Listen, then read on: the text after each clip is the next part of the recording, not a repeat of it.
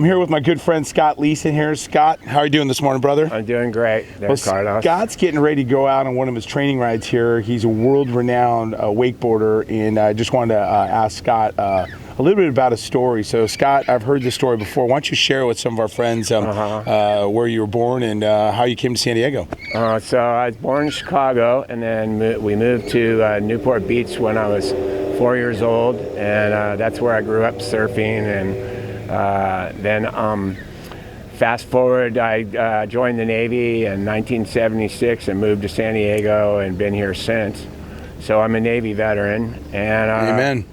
Yeah, and so, yeah, and then, but 25 years ago, unfortunately, I was working in a convenience store as a clerk, and two gang members came in the store, robbed the store, and shot me in the head with a 9mm. It entered here, exited, and they had to remove both my eyes, and I lost my smell. Yeah, I heard the story, and I've heard that story being told by you, and I listened to the 911. It sounded pretty crazy, but you're a survivor and a fighter, and you're here. Yeah, it missed my brain, but everybody questions that for some reason. Well, we love you, brother. Yeah. Nevertheless, he's crazy enough to go out in the water. It's probably only like, 59 degrees right now or something like that. But I met Scott on an MDC $1 Million Challenge. If you didn't know, Challenge Athletes Foundation, we're very close to CAF. Now, tell us a little bit about how you got involved with Challenge Athletes Foundation. So it was 13 years ago, and I got up on a slalom ski, and so I found the aquatic center here, the San Diego Mission Bay Aquatic Center, and then I went to Challenge Athletes Foundation for my first grant, which was online.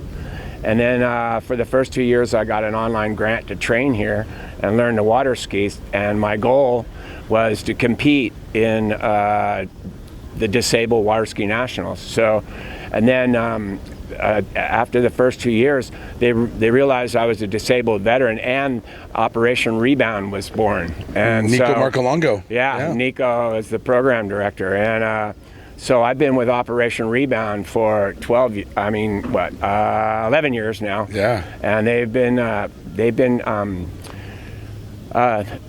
giving me my grant to train here. I've trained here for 13 years, and I started out water skiing, and then I got into trick skiing, and then I graduated to wakeboarding, and then I actually surf out of here. So Operation Rebound, my mantra is never lose sight of your goals and dreams, and Operation Rebound has made that ring true because I've made history as the very first U.S. blind surfing champion and been on the U.S. adaptive surf team the first 2 years in a row.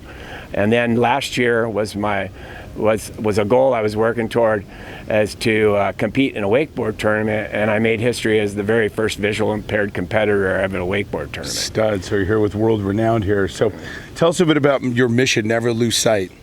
Well, never lose sight of your goals and dreams is my mantra, and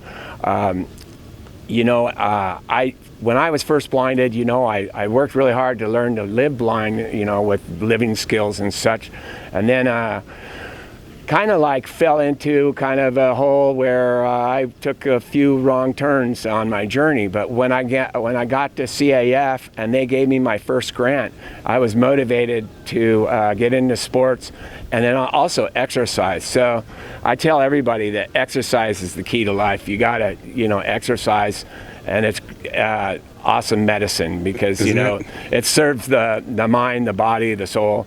And then getting into sports, as I've met great people in the sports, and then also my family at Challenge Athletes Foundation. They're awesome. They're like a family. Yeah, Tell they us really take care of us. And then it's the truth. So in 2010.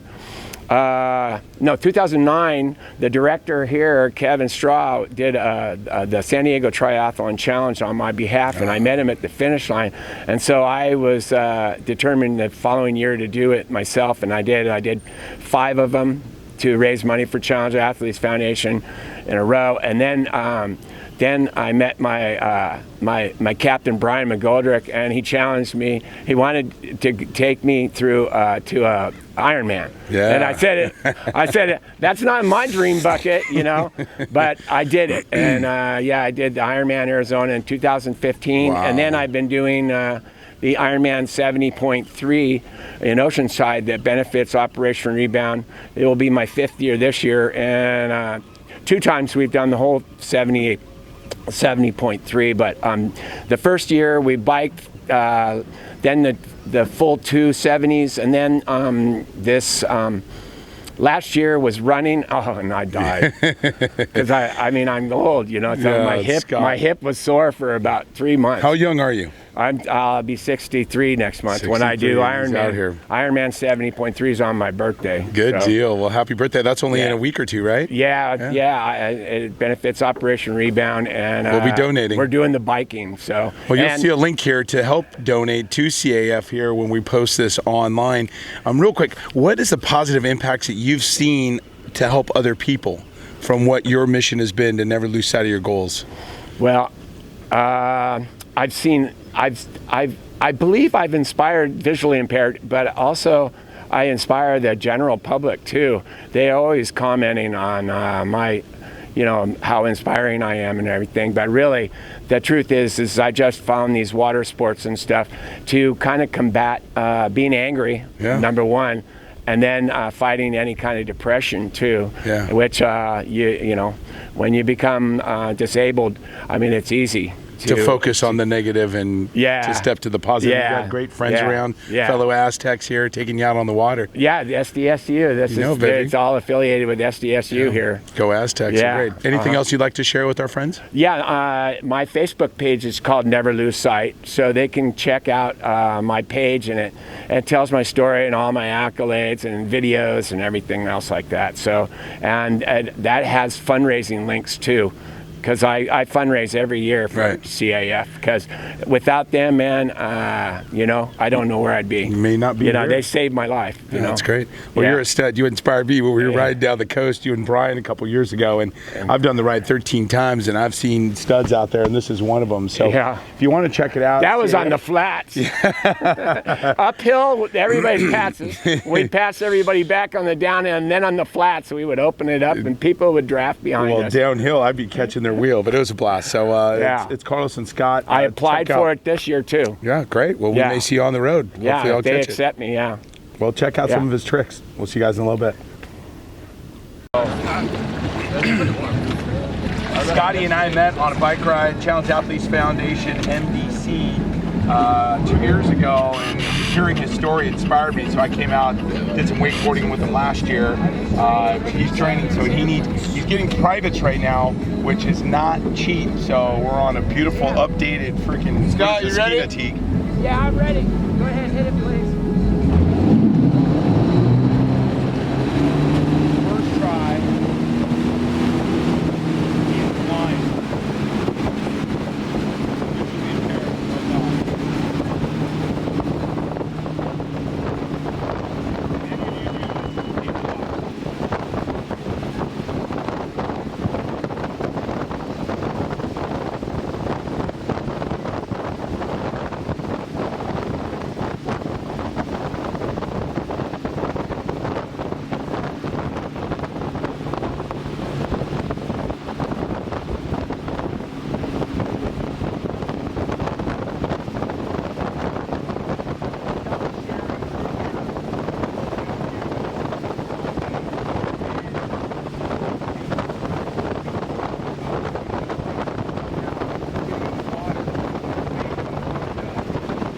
My thing is I exercise every day, and that's something that I believe is a very good tool against depression, because you're doing something for yourself and you feel good that you got it done for the day. So everything else is a piece of cake after that. So maybe no excuses, right?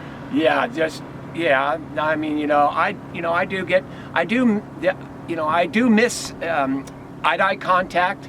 I miss that I didn't get to see my kids as adults. I don't know what my grandchildren look like, and I can't play billiards anymore. Well, I tried. He's out here going to catch some waves, so check it out. All right, Scott. The water is therapy. Water sports is good therapeutic, so that's what I dig about it too. Good. But I think exercise is the first thing that people should do to help with, feeling good about themselves I and agree. everything. Good.